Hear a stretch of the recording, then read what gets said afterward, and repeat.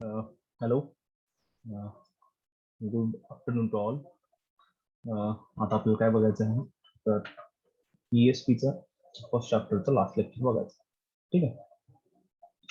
तर आपण काय केलं होतं तर बऱ्यापैकी काय केलं होतं तर जो बेसिक गोष्टी आहेत तर त्या बघितल्या होत्या आता फर्स्ट चॅप्टरमध्ये.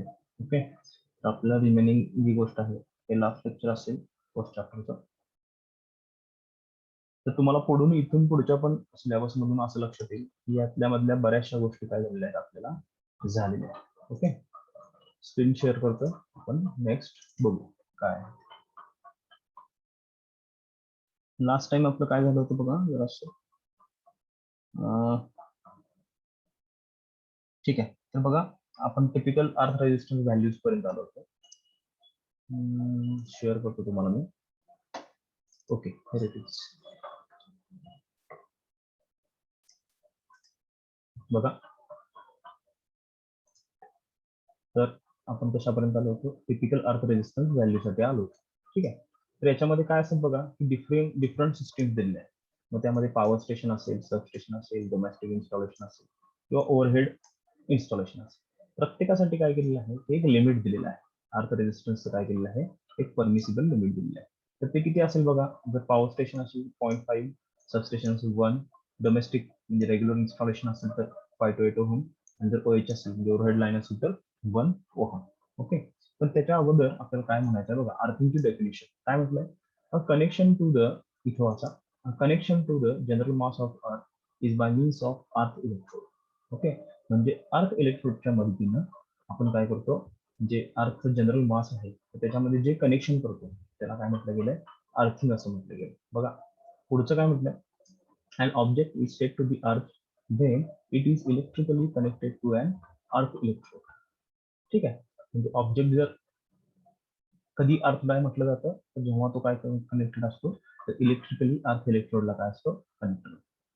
आणि conductor is said to be solidly earth when it is electrically connected to the earth electrode without a fuse, switch किंवा सर्किट ब्रेकर किंवा रेजिस्टन्स किंवा इम्पिडन्स किंवा इतर कुठलीही गोष्ट. तर त्याच्याशिवाय जेव्हा आपला कंडक्टर काय असतो, अर्थिंगला कनेक्टेड असतो तर त्याला काय म्हटलं जातं, सॉलिडली अर्थ कनेक्टेड असतं. ओके. तर ही साधारण एक छोटी गोष्ट आहे. फार फार तर याच्यामध्ये तुम्ही काय लक्षात ठेवा, जी अर्थिंगची डेफिनेशन आहे ही पहिली बघा, ही अर्थिंगची डेफिनेशन आहे इतकी लक्षात ठेवला तरी हरकत नाही. ओके. हा मात्र हा जो टेबल आहे सिस्टीमचा तर हा मात्र आपल्याला प्रिपेअर असणं गरजेचं आहे. ओके. बघा पुढचा जो पार्ट आहे तो काय दिलाय बघा, की हा पण पार्ट ऑलरेडी आपण बघितला की फॅक्टर्स ऑन विच अर्थ रेजिस्टन्स डिपेंड. ठीक आहे. सगळ्यात पहिली गोष्ट मटेरियल यूज. अर्थ इलेक्ट्रोडसाठी आपण कुठलं मटेरियल यूज करतो.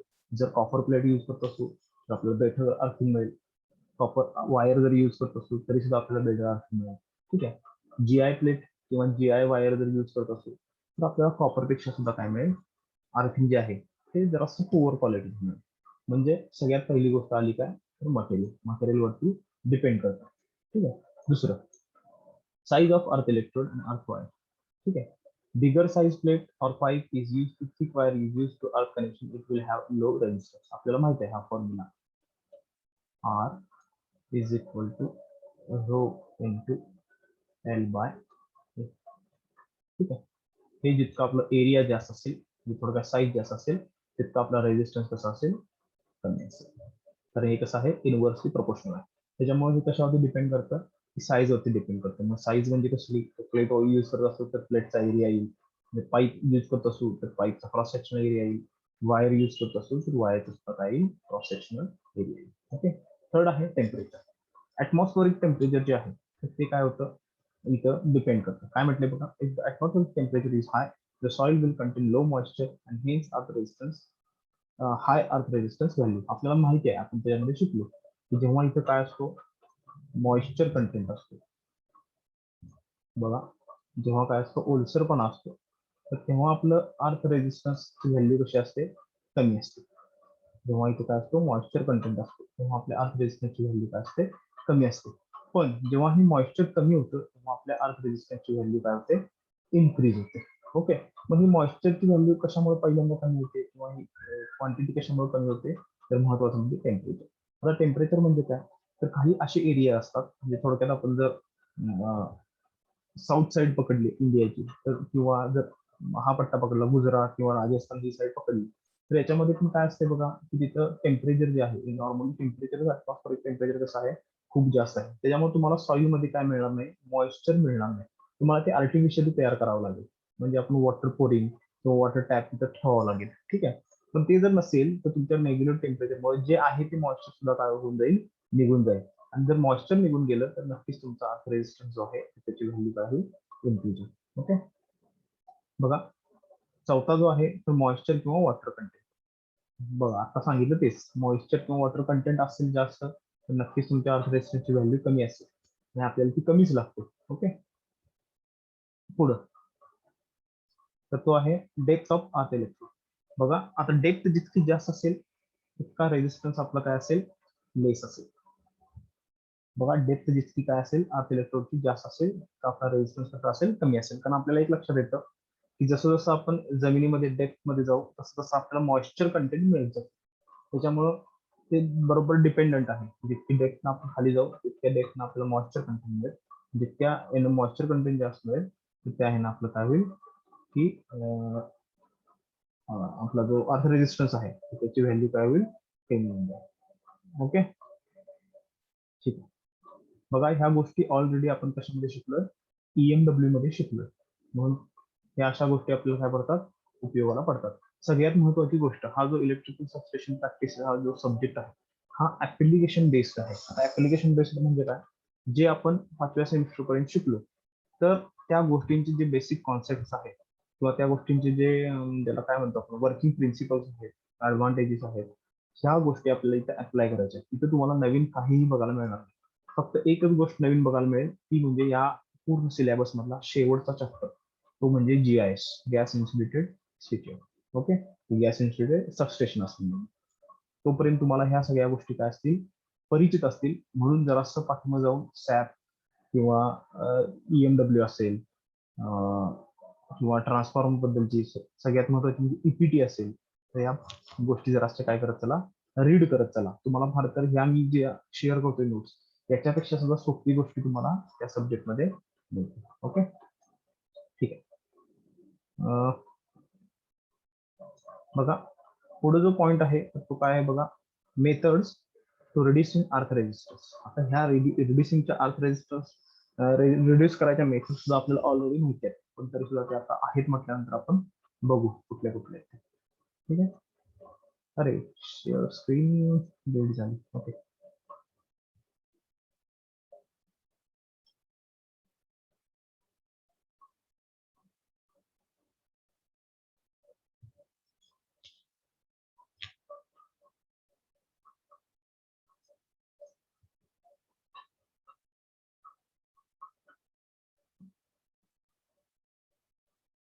बघा सगळ्यात पहिल्यांदा सम अदर मेथड्स आर, ठीक आहे बघा, some other methods are explained below will give best results and can be used where the earth resistance cannot be brought within limits by employing above methods or where it costs more and does not give reliable results. म्हणजे ज्या traditional methods आहेत त्या use करून जर आपल्याला जितकं पाहिजे तितका जर रिझल्ट मिळत नसेल, ठीक आहे, तर आपल्याला काय करावं लागतं की त्यांनी ज्या दिल्यात मेथड्स त्या काय कराव्या लागतात, यूज कराव्या लागतात. ओके, तर त्या कुठल्या कुठल्या आहेत किंवा त्याबद्दल त्यांनी काय दिली ती वन बाय वन बोलूया. ठीक आहे, पहिली बघा, one of the methods reducing earth resistance is to be dig around the earth electrode to a depth about 1 to 5 meters, 1.5 meters, 2 meters, and surface of earth electrodes is clean. ठीक आहे, म्हणजे त्यांनी काय सांगितलं बघा, की अर्थ इलेक्ट्रोडच्या बाजूने काय करा, की 1.5 ते 2 मीटरनं काय करा, टिक करा.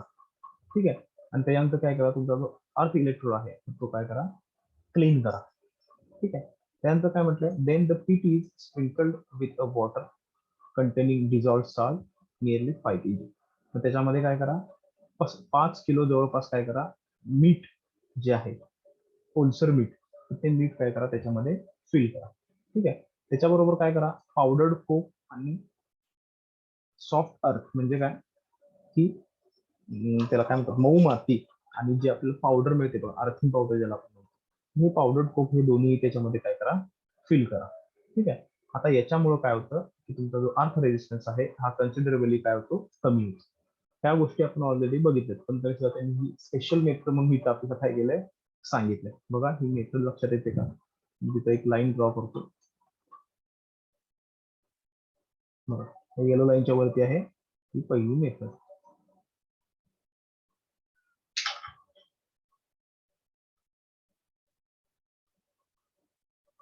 ठीक आहे. बघा काय म्हटले अर्थ इलेक्ट्रोडच्या बाजूला जिथे 2 मीटर खड्डा काढा. खड्डा काढल्यानंतर तिथला अर्थ इलेक्ट्रोड जो दिसतो तो क्लीन करा. क्लीन केल्यानंतर त्याच्यावरती काय करा पाणी किंवा ओलसर असं मीठ 5 किलो काय करा त्याच्यावरती पसरा. त्याच्यानंतर काय करा जे अर्थिंग पावडर मिळते ती सुद्धा पसरा आणि त्याच्यावरती जी मऊ माती आहे तर ती सुद्धा टाका. याच्यामुळे काय होईल तुमचा अर्थिंग रेजिस्टन्स कमी होईल. तर ही काय झाली आपली पहिली मेथड. ही झाली पहिली मेथड. ओके. आता दुसरी मेथड काय सांगितले बघूया. बघा another method of reducing earth resistance value is to provide another earth at better site where the soil is more moist. Then the number of such earthings are connected in parallel by solid jumper connections. This bring the surface bring down the effective resistance less than the minimum value of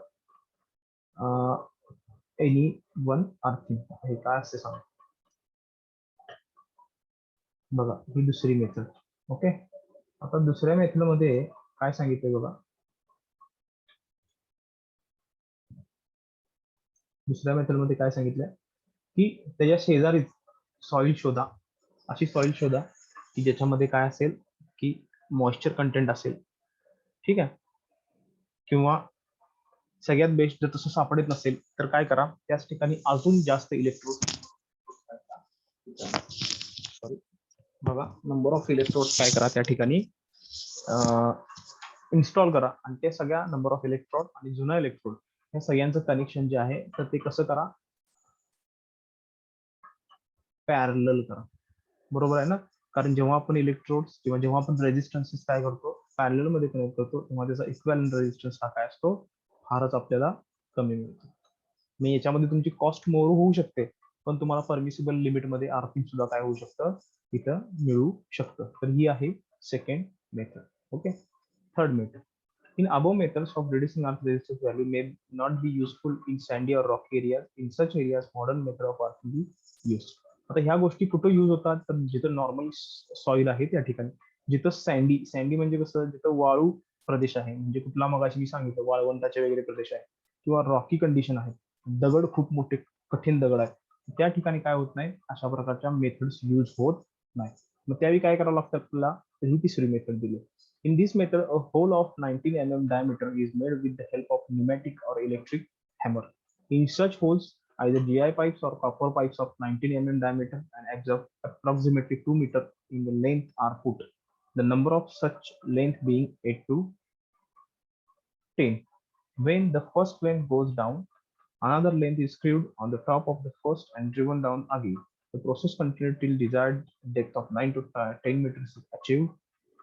This will give the low resistance value. बघा आता या method मध्ये काय सांगितलं बघूया. आता ही पुढची method आहे.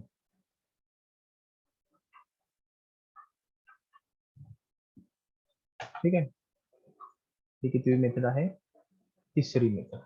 तर तिसऱ्या मेथड मध्ये काय सांगितलंय की ज्या ठिकाणी काय बघा सँडी किंवा रॉकी एरियाज आहेत म्हणजे वाळवंटाचा प्रदेश आहे किंवा कठीण दगड आहेत तर अशा ठिकाणी आपण काय करू शकतो रेग्युलर खड्डा काढून त्याच्यामध्ये मॉइश्चर टिकणं हे फार मोठं कठीण होऊन जातं. किती मीटरला कारण आपलं फार फार तर आपण काय करतो बघा आर्थिंगसाठी 1.5 ते 2 मीटरचा खड्डा काढतो बघितलं. त्याच्यामध्ये मग मीठ टाकू किंवा कोको पावडर टाकू कोक पावडर टाकू किंवा सॉफ्ट अर्थ म्हणजे माती टाकू किंवा काहीही करू पाणी टाकू पण हे काय होत नाही की ह्या सँडी किंवा रॉकी कंडिशन मध्ये सस्टेन होत नाही. मग अशा वेळी काय करायचं आहे साधारण 19 mm डायमीटरचं काय करायचं आहे इलेक्ट्रिक हॅमरनं किंवा न्यूमॅटिक किंवा इलेक्ट्रिक हॅमरनं ड्रिल करायचं. 19 mm होल काय करायचा आहे ड्रिल करायचा आणि त्या ड्रिल मध्ये काय करायचं आहे तेवढ्याच डायमीटरच्या साधारण 2 मीटर लेंथ असणारी जीआय किंवा कॉपर पाईप. आता ते बेस करतं त्याला कितीपर्यंत काय पाहिजे आहे रेजिस्टन्स पाहिजे आहे. जर अगदीच बेटर पाहिजे असेल तर आपण कॉपर यूज करू शकतो आणि त्याच्यापेक्षा खाली पाहिजे असेल तर आपण GI पाईप्स यूज करू शकतो. तर काय करायच्यात बघा, अशा कॉपर पाईप्स घ्यायच्या 2-2 मीटर लांबीच्या, ठीक आहे, आणि त्या काय करायच्या, त्या होल मधनं हॅमर करायच्या, ठीक आहे, किंवा स्क्रूड करायच्या एका पाठोपाठ एक. आता 2 मीटरची एक झाली, त्याच्यावरती दुसरी ठेवायची, जे थोडक्यात बोरिंगचं काम चालताना तुम्ही बघितलं असेल की एक नळा पुढे जातो, त्याच्यावरती परत दुसरा ढकलतात आणि परत ते आतपर्यंत स्क्रू करतात, परत तिसरा ढकलतात, परत तो स्क्रू करतात. तर अशा पद्धतीने आपल्याला काय करायचे आहेत, साधारण 10 मीटर पर्यंत किंवा जिथपर्यंत आपल्याला अर्थिंग व्हॅल्यू प्रॉपर मिळत नाही तोपर्यंत ते काय करायचे आहेत, स्क्रू करायचे. तर हे कुठं अचीव्ह केलं जातं, तर जिथं सँडी किंवा रॉकी एरियाज आहेत. ओके, बघा पुढची काय म्हटलंय, another method of obtaining low अर्थ resistance value is to dig a trench 0.5 to 1 meter deep and spreading a copper wire number 5 copper strip of equivalent area about 30 meter to 60 meter in the length, and they will offer a very low resistance. He fourth method आहे.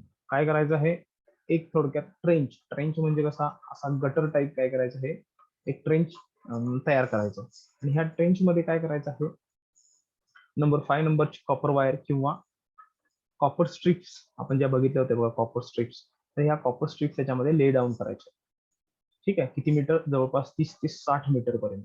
आणि इतका area मिळाल्यानंतर तुम्हाला नक्कीच काय मिळतं, की जो रेजिस्टन्स व्हॅल्यू आहे ती अगदीच तुम्हाला काय मिळते, कमी मिळते, ठीक आहे. तर ह्या 4 मेथड ज्या आहेत तर त्या याच्यामध्ये आपल्याला सांगितलेल्या आहेत,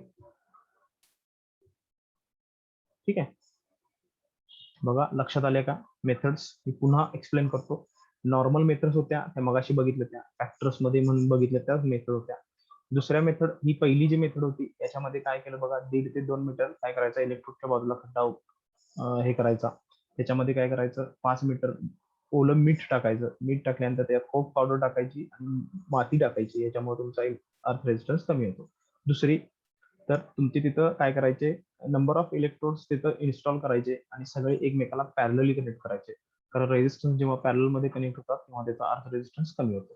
तिसरी गोष्ट काय करायची, तर जिथं रॉकी किंवा सँडी कंडिशन आहे तर अशा ठिकाणी काय करायचं, 19 डायमीटरचं काय करायचं, एक ड्रिल करायचं, आणि त्या ड्रिल मध्ये 2-2 मीटर लांबीच्या आणि 19 डायमीटरच्या GI किंवा कॉपर पाईप्स एका माग एक अशा काय करायच्या, हॅमर करायच्या किंवा स्क्रू करायच्या, ठीक आहे, जेणेकरून आपल्याला काय मिळतं, आपल्याला जितका हवा आहे तितका अर्थ रेजिस्टन्स मिळतो.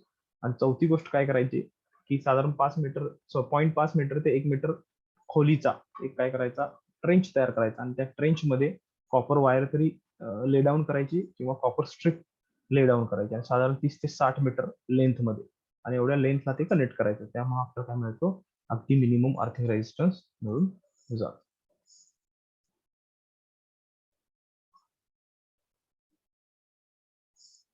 ठीक आहे, पुढं काय ते बघू.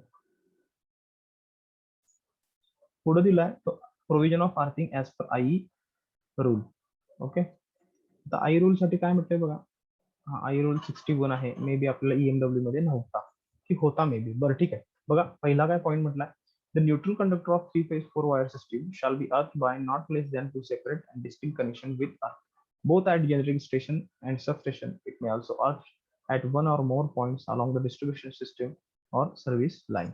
म्हणजे जो 3 phase 4 wire system मधला जो न्यूट्रल कंडक्टर आहे, ठीक आहे, तर हा अर्थ केला पाहिजे 2 सेपरेट ठिकाणी, मग जनरेशन स्टेशनला असेल किंवा सबस्टेशनला असेल किंवा पुढं डिस्ट्रीब्युशन सिस्टमला असेल, पण हा अर्थ केला पाहिजे, ठीक आहे. Second, in case of underground cables the external conductors of cables shall be earth by 2 separate and distinct connections with अर्थ.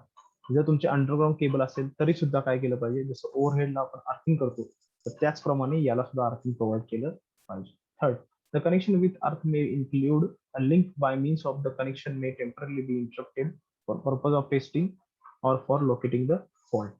याच्यापासून आपण काय केली पाहिजे, की अशी एखादी इन्क्लूड लिंक केली पाहिजे जी आपण कशासाठी यूज करू, टेस्टिंग पर्पज साठी सुद्धा यूज करू शकतो किंवा अर्थ फॉल्ट साठी सुद्धा लोकेशन ट्रेस आउट करायसाठी काय करू, यूज करू. Fourth, in case of AC system, no impedance should be inserted in between the arc connection. AC system मध्ये आपण काय करत नाही, की आर्क कनेक्शनच्या बिटवीन मध्ये कुठल्याही प्रकारचा इम्पेडन्स इन्सर्ट करायचा नाही. No person shall make connections with earth by the aid of any water may not belonging to him except with the consent of the owner and inspector. म्हणजे काय करायचं बघा, ओनर किंवा इन्स्पेक्टरच्या अंडर सुपरविजन मध्येच अर्थिंगची connection करायचे. Okay, तर हे पहिल्यांदा कशाबद्दल सांगितलं, तर न्यूट्रल अर्थिंग बद्दल सांगितलं की ते करताना कसं केलं पाहिजे. ओव्हरहेड लाईनला पण कमीत कमी 2 ठिकाणी केलं पाहिजे. त्याचबरोबर जरी तुमचे अंडरग्राऊंड केबल असेल तरी सुद्धा केलं पाहिजे.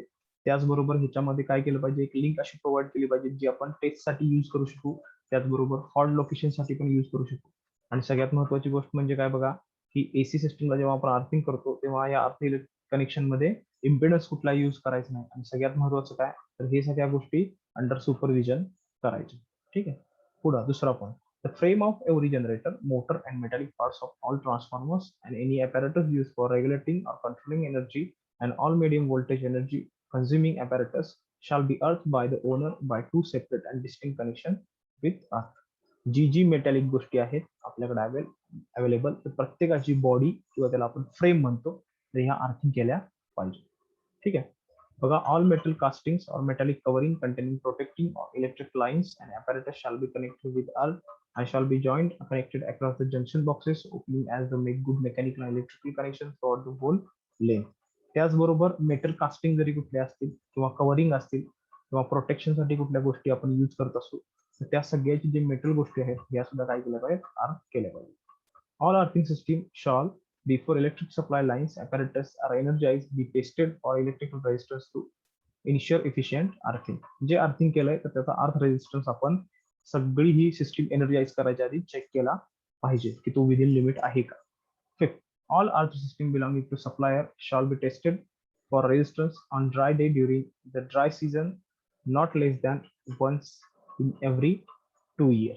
ड्राय सीझन मध्ये अर्थ रेजिस्टन्स ज्यानं तुमच्याकडे इन्स्टॉल केलाय तर त्यानं तो चेक केला पाहिजे कमीत कमी 2 वर्षातनं एकदा तरी.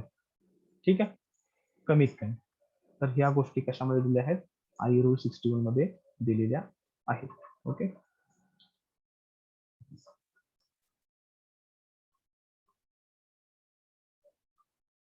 पुढे बघूयात काय आहे.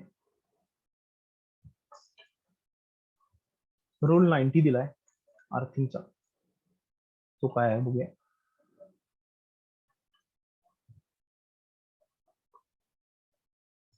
बघा, all metal supports of overhead lines. आता बघा, तो मगाचा होता तो कशासाठी होता, की इनडोअर जे इक्विपमेंट्स आहेत किंवा ज्या मेटल फ्रेम्स आहेत, कास्टिंग आहेत किंवा जे प्रोटेक्शनचे डिव्हाइसेस आहेत यासाठी होता. आणि रूल नंबर 90 मात्र कशासाठी आहे, ओव्हरहेड लाईन्ससाठी. बघा, all metal supports of overhead lines and metallic fittings attached thereto shall be permanently and effectively earthed. For this purpose, a continuous earth wire shall be provided and securely fastened to each pole and connection with ordinarily 4 points in every 1.6 kilometer spacing between the points being a nearly equidistant as possible. Alternatively, each support and metallic fittings attached thereto shall be efficiently earthed. Each stay wire shall be similarly earthed unless one insulator has been placed at a height not less than 3.3 meter from ground. आता ह्याचा अर्थ काय सांगितलाय, की कमीत कमी overhead line मध्ये प्रत्येक जे मेटॅलिक सपोर्ट आहेत हे सपोर्ट काय केले पाहिजेत, एका सेपरेट वायरने काय केले पाहिजे, अर्थ केले पाहिजे. ठीक आहे, प्रत्येक 1.6 किलोमीटर्स मध्ये असे अर्थिंगचे 4 पॉईंट्स आपल्याला मिळालेच पाहिजेत. ठीक आहे, म्हणजे आपण ते अर्थिंग केलंच पाहिजे. आणि त्याचबरोबर काय केलं सांगितलंय, की जे स्टे वायर जिथं आपण युज करतोय त्या स्टे वायरच्या बिटवीन पण आपण काय केला पाहिजे, एक इन्सुलेटर युज केला पाहिजे. आणि तो कसा असला पाहिजे, not less than 3.3 meter from ground, म्हणजे ग्राउंड पासून 3.3 मीटरच्या वरतीच असला पाहिजे. म्हणजे थोडक्यात काय रूल नंबर 90 काय सांगतोय, की ओव्हरहेड लाईनचे जे मेटॅलिक पार्ट्स आहेत हे दिलेल्या प्रिकॉशन्स मध्ये आणि दिलेल्या परमिसिबल लिमिट्स मध्ये तुम्ही काय केले पाहिजेत, इन्स्टॉल केलेच पाहिजेत. Okay,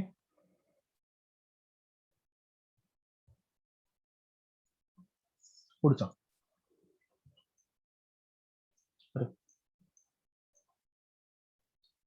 tower footing resistance. पुढचा जो पॉइंट आहे तर तो आहे टॉवर फुटिंग रेजिस्टन्स. आता काय असते मी तुम्हाला सांगतो. हा जरा इंटरेस्टिंग म्हणण्यापेक्षा हा जरा इम्पॉर्टंट पार्ट आहे. बघा, इथे तुम्हाला काय दाखवलंय, लाइटनिंग स्ट्रोक दाखवलाय. सगळ्यात वरती टॉवर लाईनच्या वरती काय दाखवलंय, अर्थ कंडक्टर दाखवलाय. ओके, हे इथं काय दाखवलंय, हे फेजेस दाखवले, इथं इथं इथं हे इन्सुलेटर्स आहेत.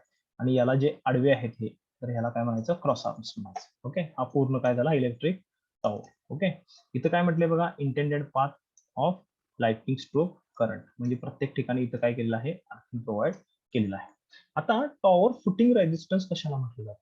ठीक आहे, तर बघा जेव्हा लाइटनिंग स्ट्रोक इथं होतो तेव्हा हा काय होतो, पूर्ण बॉडी थ्रू काय होतं, हे अर्थिंग होतं, मेटल पार्ट्स थ्रू काय होतं, अर्थिंग होतं. मग अशा वेळी काय होतं की रेजिस्टन्स जर तुमचा काय असेल, जास्त असेल, रेजिस्टन्स काय असेल, जर तुमचा काय असेल, जास्त असेल, तर तेव्हा काय होतं की इथं बॅक फ्लॅश ओव्हर तयार होतो. इथं काय तयार होतो, बॅक फ्लॅश ओव्हर. म्हणजे काय होतं की ह्या आर्म मधून जेव्हा तो फ्लो होतो तेव्हा त्याच्यामध्ये एक खूप जास्त मोठं पोटेन्शियल तयार होतं, त्याला काय म्हटलं जातं, बॅक फ्लॅश ओव्हर. तुम्ही हे इथं वाचलात की तुमच्या लक्षात येईल, मी तुम्हाला फक्त एक्सप्लेन करतो. ओके, बॅक फ्लॅश ओव्हर तयार होतो. आता ह्या बॅक फ्लॅश ओव्हर मुळे काय होतं की तुमचे जे फेज कंडक्टर्स आहेत, ठीक आहे, तर ते सुद्धा काय होऊ शकतात, खराब होऊ शकतात. तर त्याचबरोबर अजून काय होतं की तुमचे इन्सुलेटर्स जे इथे इन्स्टॉल केलेले आहेत ते एका परमिसिबल लिमिटसाठी असतात. ओके, मग अशा प्रकारे जर एक्स्ट्रा बॅकलॅश किंवा फ्लॅश तयार होत असेल तर या फ्लॅशमुळे काय होतं, तुमचे इन्सुलेटर्स खराब होऊ शकतात. त्याच्यामुळे तुमचा टॉवर फुटिंग रेजिस्टन्स जो आहे हा एकदम परमिसिबल लिमिटमध्ये असणं गरजेचं असतं. ठीक आहे, तो फार मी वाचून दाखवतो बघा. When the lightning stroke offers very high current with fast rise time is imposed on the power system. This also produces high voltage stress on the insulation and can damage the equipment. The lightning stroke causes a rise in the earth potential surrounding soil, which is dangerous. आता काय होतं बघा, जर आपल्याला अर्थिंगची provision नसेल तर ह्या सर्व गोष्टी होतात, म्हणजे इन्सुलेशन खराब होऊ शकतं. त्याचबरोबर अर्थिंगचे सराउंडिंग जे आहे इथं खाली, हे सराउंडिंग, तर हे सराउंडिंगचं पोटेन्शियल पण एकदम इन्क्रीज होऊ शकतं. ठीक आहे, तर हे काय असतं, डेंजरस. बघा सेकंड म्हटलंय, the tower footing resistance plays an important role in such areas. Tower footing resistance RT is the resistance offered by the metal parts of the tower plus the ground resistance. ठीक आहे, म्हणजे हे टॉवरचे जे metal parts आणि इथं ग्राउंडला आपण केलेला हा इलेक्ट्रोड, तर हे सगळ्याचा रेजिस्टन्स म्हणजे काय, तर टॉवर फुटिंग रेजिस्टन्स. ओके, बघा, the tower footing resistance is the resistance offered by tower footing to the dissipation of this current. The effective wire depends on a large extent on the tower footing resistance. The tower top potential depends on the resistor. मग टॉवरचं हे जे टॉपचं potential आता मी जे सांगतो हे back flash, तर हे कशावरती depend असतं की तुमचा याचा रेजिस्टन्स किती आहे. हा जर परमिसिबल लिमिट मध्ये असेल तर ते व्होल्टेज सुद्धा कसं असतं, परमिसिबल लिमिट मध्ये असतं. हा जर परमिसिबल लिमिट मध्ये नसेल तर नक्कीच प्रॉब्लेम काय होतो की इथं बॅक फ्लॅश ओव्हर तयार होतो आणि ते आपल्या सिस्टीमसाठी प्रॉब्लेमॅटिक होऊ शकतो. आता ते कशा पद्धतीने होतं ते जरासं बघूया.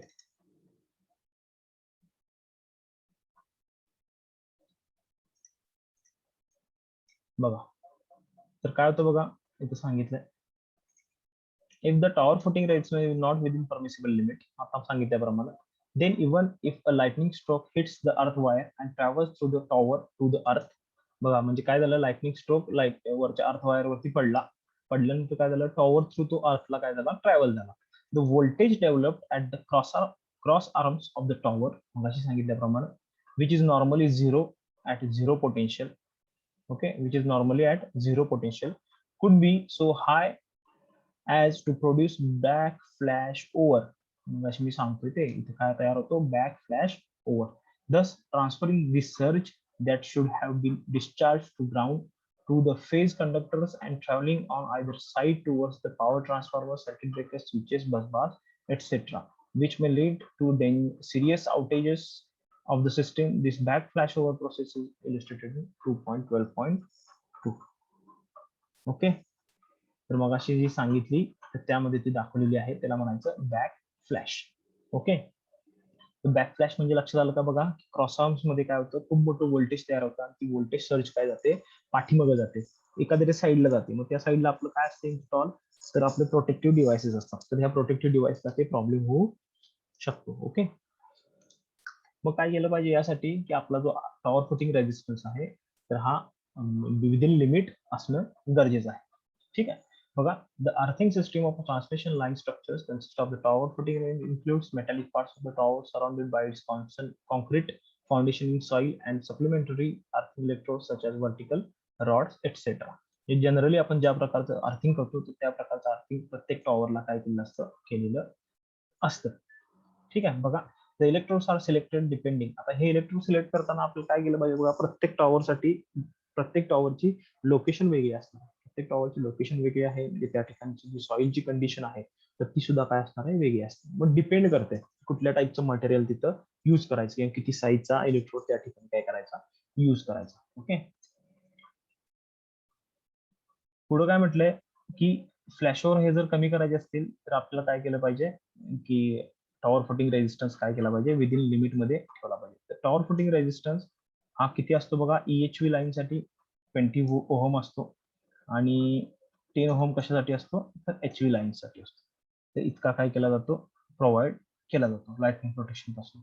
ठीक आहे, तर ह्या सगळ्या कारणांसाठी टॉवर फुटिंग रेजिस्टन्स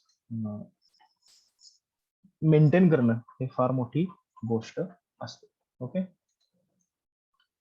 पुढचा जो पॉइंट आहे तो आहे general safety rules for maintenance at substation. Okay, त्याच्यामध्ये ग्रुप केले. पहिला ग्रुप काय म्हटलंय बघा, फ्युजेस, HT फ्युजेस किंवा गँग ऑपरेटेड फ्युजेस किंवा जम्पर्स किंवा ACB किंवा LT main switches. Okay, group B काय म्हटलंय बघा, वर्क ऑन आउटगोईंग फीडर्स. ठीक आहे, फीडरवरचं काम, ACB स्विचेस. ओके, आणि थर्ड म्हटलंय काय, supply means coming feeder lines. Okay, बघा तर हे ग्रुप केले, तर त्या ग्रुपमध्ये आपण डिफरंट बघूया. सगळ्यात पहिला आहे तर तो ग्रुप ए. बघा काय म्हटलंय, to obtain the permit to work by the leader from higher authorities. जर आपल्याला सबस्टेशन पासून एखाद्या फीडरवरती वर्क करायचं असेल तर तिथली जी इन्चार्ज ऑथॉरिटी आहे तर त्यांच्याकडनं आपल्याला काय करावं लागतं, परमिट घ्यावं लागतं, त्याची परमिशन घ्यावी लागते. ओके, पुढे काय म्हटलंय बघा, transformer is to be made dead as per following procedure. आता ह्यासाठी जर आपल्याला ट्रान्सफॉर्मर डेड करायचं असेल, म्हणजे ट्रान्सफॉर्मर पूर्णपणे शटडाऊन करायचं असेल तर त्यासाठी आपल्याला काय करावं लागतं, फॉलोइंग प्रोसिजर फॉलो करायला लागते. आता मे बी तुम्हाला ही पेपरला विचारू शकते. बघा, पहिलं काय सांगितलं, outgoing feeder LT switch off. जे ट्रान्सफॉर्मर पासून आउटगोईंगला जाणारे फीडर आहेत किंवा जो लोड आहे तर तो पहिल्यांदा आपल्याला काय केला पाहिजे, ऑफ केला पाहिजे.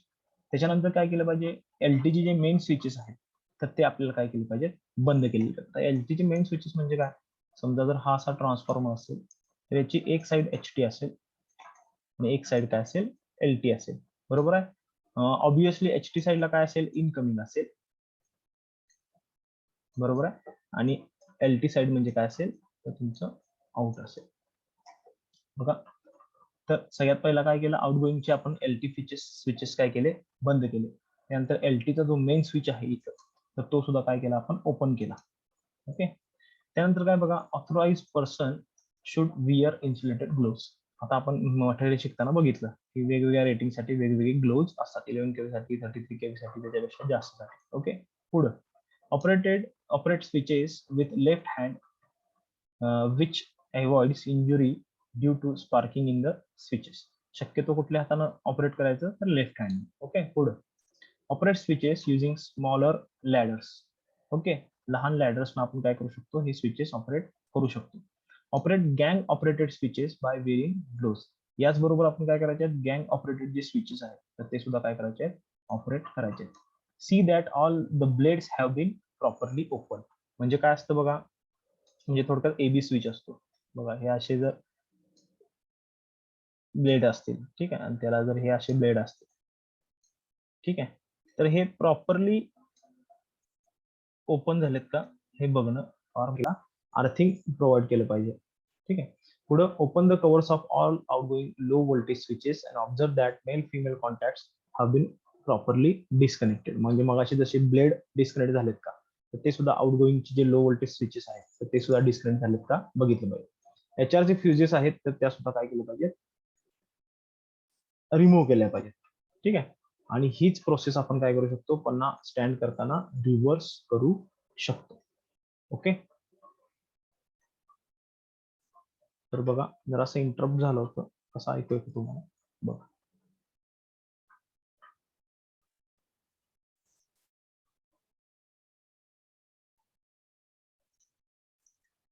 ठीक आहे, जो यामधला लास्टचा पार्ट आहे तर तो काय आहे बघा, गँग operated switches be operated on load. आपण ऑन लोडला काय करू शकतो, गँग ऑपरेटेड स्विचेस ऑपरेट करू शकतो. Low voltage main switch can be operated. Okay, आणि पुढे काय म्हटलंय आपल्याला, नोट काय म्हटलंय, for all operations to be carried out wear gloves. ही सगळी ऑपरेशन करताना आपल्याला काय केलं पाहिजे, ग्लोव्स विअर केले पाहिजे. आणि पुढे काय म्हटलंय, गँग operated switch off 11 kV line be operated by both hands for firm operation. Blade operate करायसाठी मग अशी म्हटलं की लेफ्ट हँडनं केलं पाहिजे, पण ते लो व्होल्टेज स्विचेस जेव्हा गँग ऑपरेटेड स्विचेसची वेळ येते तर तेव्हा ते आपल्याला काय केलं पाहिजे, बोथ हँडनं केले पाहिजे, जेणेकरून काय होणार नाही, स्पार्क पण होणार नाही, म्हणजे जे ब्लेड्स आहेत तर ते बरोबर काय होतील, डिस्कनेक्ट होतील. ग्रुप बी काय म्हटलंय, authorise persons only be allowed. आता ग्रुप बी मध्ये कोणी केलं पाहिजे, फक्त आणि फक्त ऑथोराइज पर्सन केलं पाहिजे. He has to wear gloves, use small ladders, operate all outgoing LT switches. पुढं the main switch is operation. तर हे कोणाला असतंय, तर ह्या पर्सनकडेच आहे. या पर्सनकडे अजून काय बघा, use test time and confirm male female contacts are not energise. See that all phases are dead.